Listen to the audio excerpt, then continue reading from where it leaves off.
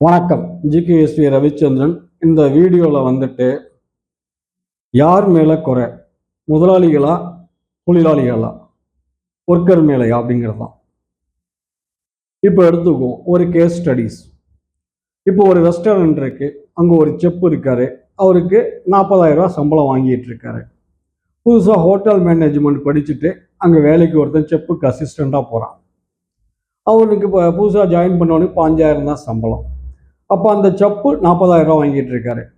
இவன் என்ன தெரியுமா பண்ணுவான், அந்த ஒர்க்கரு ஒரு 6 மாதம் 8 மாதம் அந்த சீனியர்கிட்ட வேலையை கற்றுக்கிட்டு, சீனியர் என்னைக்காவது லீவு போட்டிருக்கும்போது இவனுடைய வித்தையை கொஞ்சம் நல்லா காட்டி பேரை வாங்கி முதலாளிகிட்ட என்ன சொல்லுவான், நான் பாருங்கள், நான் 5,000 ரூபாய்க்கே இந்த வேலை செய்கிறேன், நீங்கள் இன்னொரு 10,000 கொடுத்து என்னை செஃப்பாக மாற்றிடுங்கம்பாரு. அப்போ அவர் என்ன பண்ணுவார், 40,000 தருது இதுக்கு இந்த வேலை அப்படின்னு சொல்லிட்டு அந்த சீனியரை வேலையை விட்டு தூக்கிடுவார். அப்போ யோசிச்சு பாருங்க, யார் முதலாளிக்கு தப்பான பாதையை காட்டி கொடுக்குறாங்க. ஒரு ஜூனியர் என்ன பண்ணணும்னா, ஒரு சீனியர்கிட்ட போய் வேலையை கற்றுக்கிட்டு தன்னுடைய வித்தையை கொஞ்சம் தூரம் தள்ளி வேற இடத்துல போயிட்டு அதிக சம்பளத்துக்கு ஒரு வாய்ப்பை தேடி தன்னை நிரூபிச்சுக்கணும். ஆனால் என்ன பண்ணுறீங்க, இந்த யங்ஸ்டர் இதை சாணக்கியத்துவம், அவனுடைய திறமை சரியை கெட்டிக்காரத்தனம் அப்படின்னு சொல்லிட்டு அதுக்கு பேர் பண்ணுறோம்.